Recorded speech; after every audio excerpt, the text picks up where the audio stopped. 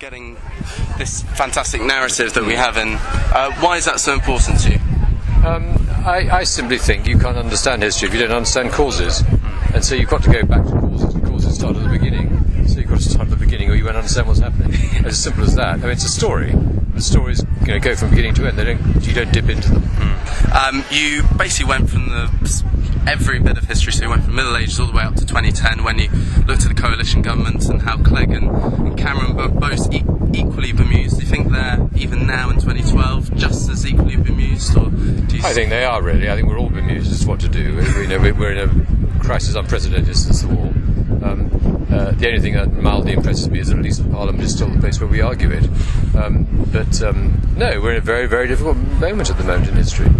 And as far as juggling between the two, writing books like this and writing regularly for The Guardian like you do, how do you find that balance striking? It just takes a lot of time, that's all. I'm never not. But one you relish? Yes, I do, I love it. Yeah, absolutely. Simon, thanks very much for your time today and have a good trip home. Okay. Thanks very much. Bye. All in all, a fantastic overview of English history. Sincere thanks go to Simon. The third of 4 features tonight sparked the opening of World War II night, as CVHF welcomed internationally acclaimed historian Ian Kershaw to the stage. Best known for his monumental 2-volume biography of Hitler, today Ian focused on his most recent account of the end of Hitler's Germany from 1944 to 45, and explored the puzzling question, what made Germany keep fighting when defeat seemed inevitable? I spoke to Ian during his book signing. Ian, thanks very much for joining us tonight. Firstly, your first time at the festival, what are your thoughts of it, of what you've seen thus far? I think the festival was remarkable. I was astonished when I came around the bend there and saw a field full of cars. I couldn't believe that so many people had turned up here. It's absolutely stunning festival altogether. Wonderful organisation. It's a marvellous venue, and this part of Wiltshire is just absolutely beautiful. Brilliant. So I'm thrilled about it. Yeah. You've been talking today about the end of Hitler's Germany. How can you, in a nutshell, account for the continuing loyalty to the Third Reich in these final years? Well, in terms of what loyalty there was, it was no longer to Nazism itself, to Hitler or to the Nazi, let alone to the Nazi Party, but the loyalty, such as it was actually to the defence of Germany, and few people wanted to see their country occupied, least of all by the Soviets, who were rightly feared, and so this sense that they would do everything to fend off occupation and possibly destruction by bitter enemies. That was the thing that did more than anything in terms of consensus to hold the regime together in the last phase. So it became almost a thing of honour in some ways that they were trying to preserve. Well, for ordinary people, they were just longing for the end of the war. What alternative did most of them have? They were just keeping their heads down and doing their best. But they also didn't want to live under foreign rule.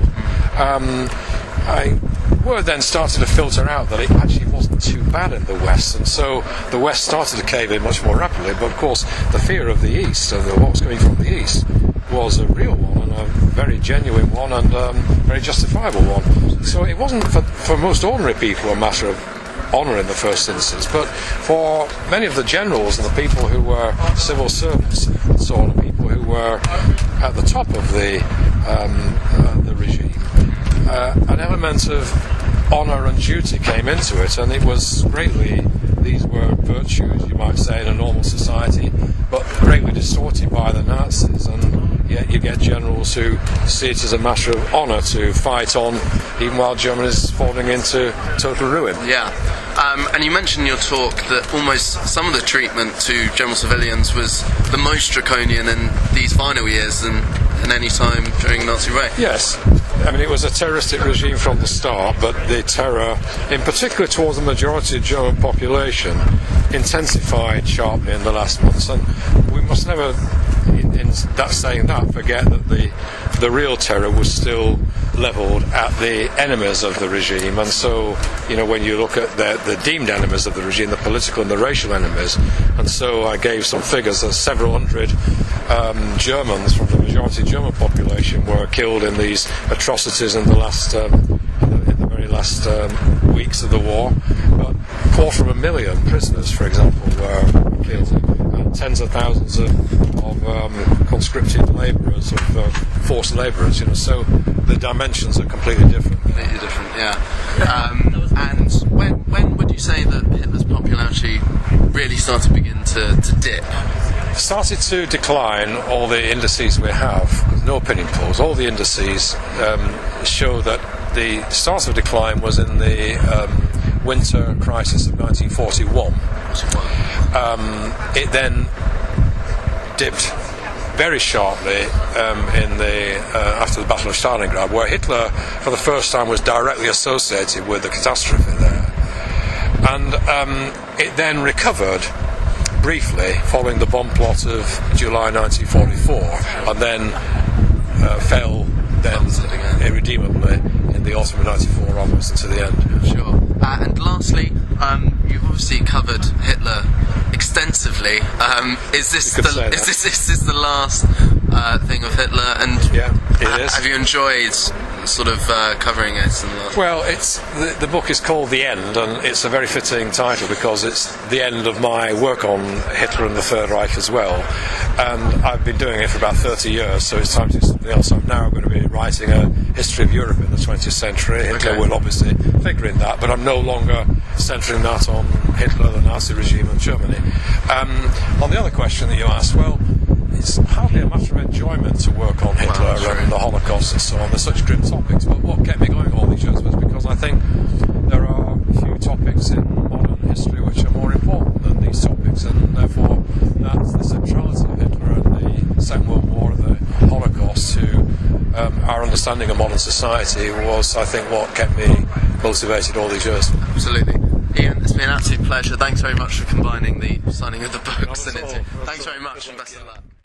As his last talk on Hitler for some time, it really was a magisterial swan song. Thanks, Ian, again.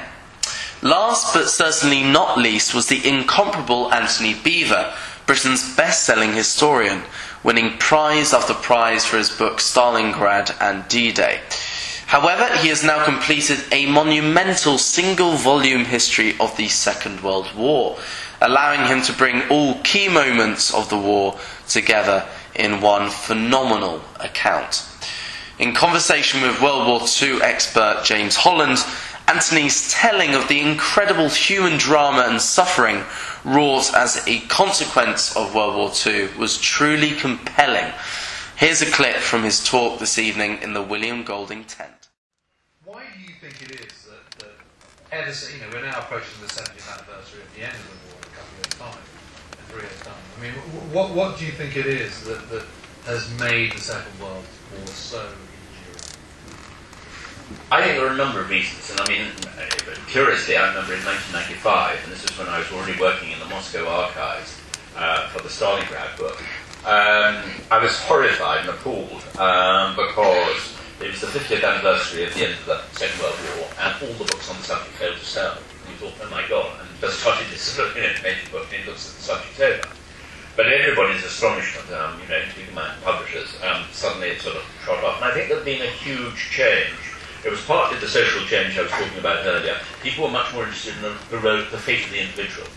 And it just happened that I've been working partly from the pre-book onto the Stalingrad book in trying to sort of integrate history from the above with history from the learned, purely because I think that's the only way of really conveying the effect of Stalin's and Hitler's decisions on the individuals and civilians and soldiers caught up in these appalling events. But also at that particular stage, people were, I think, also intrigued by personal questions, because there was more emphasis on the individual rather than the old collective version of history. People were wondering, how would I have survived?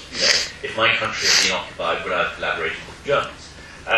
Everything became very much more personal, and I think that it was also a question that we were now into a post-military society, at the end of the Cold War. We were also into a health and safety environment. But also, and I think it's a very intriguing one, we